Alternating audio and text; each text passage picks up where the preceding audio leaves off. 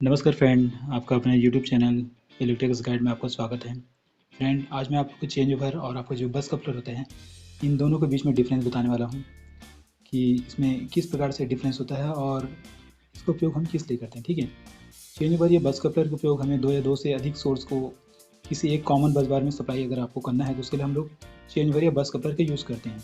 ठीक है, आइए देखते हैं कि हम इसका उपयोग किस प्रकार से करते हैं, किस प्रकार से हम लोग करते हैं। ठीक है, यहाँ पे मैं एक चेंज ओवर स्विच का एक एसएलडी बनाया हूँ।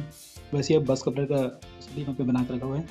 तो सबसे पहले चेंज ओवर को समझ लेते हैं। ठीक है, चेंज ओवर में होता क्या है कि इसमें दो सोर्स रहते हैं, यानी दो टर्मिनल्स रहते हैं इनकमिंग के लिए, और आउटगोइंग का एक कॉमन पॉइंट रहता है। ठीक है, मतलब यहाँ पे आप सोर्स 1 देंगे और यहाँ पे सोर्स 2 देंगे और यहाँ से आपको एक कॉमन सप्लाई मिलेगा। ठीक है, सोर्स 1 या सोर्स 2 की बात अगर मैं करता हूँ तो वो सोर्स 1 सोर्स 2 आपको दो ट्रांसफार्मर का सप्लाई हो सकता है। ठीक है, तो ट्रांसफार्मर और ट्रांसफार्मर 2 का सप्लाई यहाँ पे दूंगा तो कॉमन मुझे यहाँ पे किसी एक टाइम पे एक सप्लाई मिलेगा। ठीक है, मतलब ट्रांसफार्मर 1 का सप्लाई मिलेगा या तो ट्रांसफार्मर 2 का सप्लाई मिलेगा। हो सकता है आप यहाँ पे सोर्स 1 सोर्स 2 के रूप में आप दो डीसी का उपयोग करें।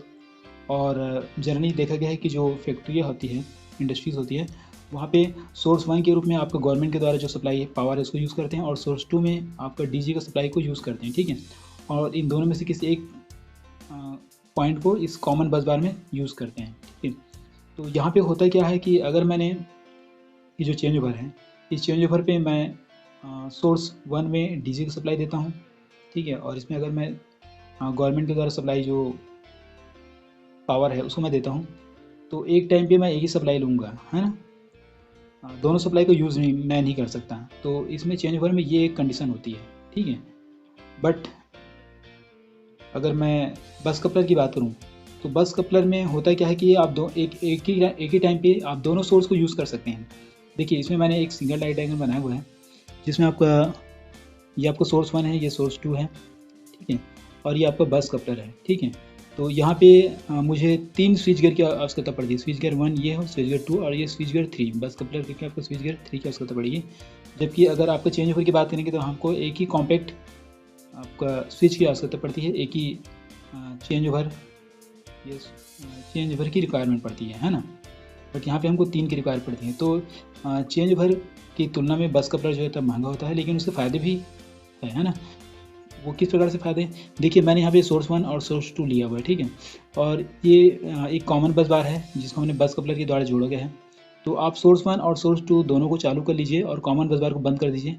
तो क्या होगा कि एक टाइम पे आप ये जो आधा वाला जो हिस्सा पोर्सन है उसमें आपका एक सोर्स 1 का सप्लाई रहेगा और आधा वाला हिस्से में आपका सोर्स 2 का सप्लाई रहेगा। ठीक है, जबकि ऐसी सुविधा हमको चेंज ओवर में नहीं मिलता है।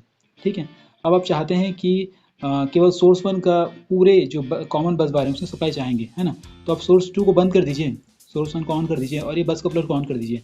तो क्या होगा कि पूरे जो सप्लाई है वो आपका हमारे जो पूरे जो कॉमन बस बार है उसमें चला जाएगा। ठीक है, वैसे ही अगर आप चाहते हैं कि आप सोर्स 2 को यूज़ करें, है ना, सोर्स 2 को पूरे कॉमन के लिए यूज़ करना चाहते हैं तो सोर्स 2 को चालू कर दीजिए, सोर्स 1 को बंद कर दीजिए और बस कपलर को ऑन कर दीजिए, और ये पूरे जो कॉमन बस बार है उसमें हमारा सोर्स 2 का सप्लाई चला जाएगा। ठीक है, तो एक ये फ़ायदा होता है, आप सोर्स 1 और सोर्स 2 को आप एट अ टाइम एक ही टाइम पे आप यूज़ कर सकते हैं, जबकि चेंज ओवर में ऐसा ही प्रोविज़न नहीं रहता। ठीक है, अब मैं आप लोगों को जो चेंज ओवर है उसके कनेक्शन के बारे में दिखा देता हूँ।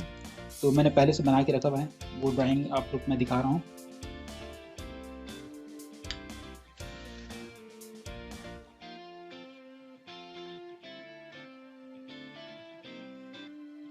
तो दोस्तों, ये आपका एक मैनुअल चेंज ओवर का जो कनेक्शन है। मैनुअल चेंज ओवर की बात अगर मैं करता हूँ तो ये आपका सीडेस है, एल है, आपका सीमेंस है और हैवेल्स है। ये सभी कंपनियों को मिलता है और सभी कंपनियों का जो चेंज ओवर रहता है लगभग एक समान ही रहता है, उसमें बहुत ज़्यादा अंतर नहीं रहता है।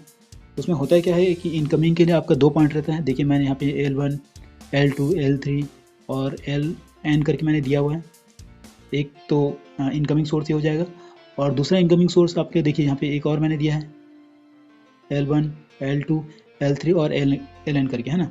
तो यहाँ पे आपको 2 इनकमिंग सोर्स हैं।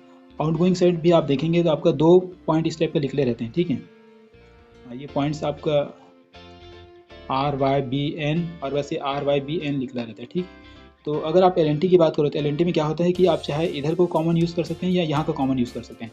आप नीचे को अगर यूज़ कर रहे हैं तो नीचे में आपका जो 2 सोर्स है, पहला सोर्स आप इसमें दे दीजिए L1 L2 L3 L4 में, ठीक है।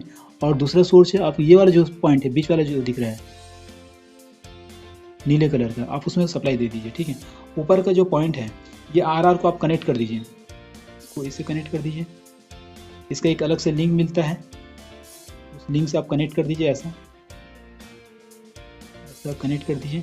तो अब क्या होगा कि दोनों में से कोई भी एक में सप्लाई रहेगा या दोनों सप्लाई रहेगा, तो चेंज भर एक टाइम पे केवल एक ही सोर्स इसमें कॉमन में हमको सप्लाई मिलेगा, ठीक है। आप चाहते हैं कि आप इस साइड को इनकमिंग यूज़ करें, इधर को आउटगोइंग यूज़ करें, तो आप ऐसा भी कर सकते हैं। तो ये LNT में रहता है ना, बाकी का आपको देखना पड़ेगा किस टाइप का रहता है। तो आप मल्टीमीटर से चेक करके आप देख भी सकते हैं इसको।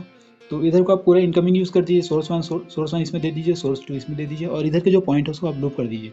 तो ये आपको कॉमन के रूप में उपयोग हो जाएगा, ठीक है। तो इस प्रकार से एक जो मैनुअल टाइप का जो चेंज ओवर होता है वो होता है। और विभिन्न प्रकार के जो चेंज ओवर है वो भी मैं आप लोगों को इमेज में दिखा देता हूँ कि मार्केट में किस टाइप के चेंज ओवर आपको मिलता है। तो ये अलग अलग टाइप के चेंज ओवर है जो कि कंपनी में मिलता है। और थोड़ा सा इसके बारे में विचार कर लेते हैं। जो मैं बस कपलर की बात कर रहा था, ठीक है। तो बस कपलर में हम लोग ACB यानी एयर सर्किट ब्रेकर, जिसका मैं इमेज दिखा रहा हूँ, वो यूज़ कर सकते हैं। इसके अलावा आपका MSB है और कॉन्टेक्टर है, ये तीनों हम बस कपलर के रूप में यूज़ कर सकते हैं, ठीक है। फ्रेंड, अगर इसके बारे में और अधिक से अधिक जानकारी चाहते हैं तो प्लीज़ नीचे कमेंट बॉक्स में ज़रूर कमेंट कीजिए, ताकि मैं इस प्रकार के वीडियो आप लोगों के लिए बना सकूँ। और मेरा इलेक्ट्रिकल पैनल से रिलेटेड खुद का एक ब्लॉग है, जिसका नाम www.ohmtechguide.in है। तो प्लीज़ इसमें ज़रूर एक बार विजिट कीजिए, जिसका नीचे मैं डिस्क्रिप्शन दे देता हूँ। और यह वीडियो अच्छा लगा तो प्लीज़ इस वीडियो को लाइक कर सब्सक्राइब जरूर कीजिए, ताकि सब्सक्राइब कर बेल आइकन को जरूर प्रेस कर दीजिए, ताकि आपके मेरे आने वाले वीडियो का नोटिफिकेशन आपको मिल सके। इस वीडियो को देखने के लिए आप लोगों को बहुत बहुत धन्यवाद। Thank you.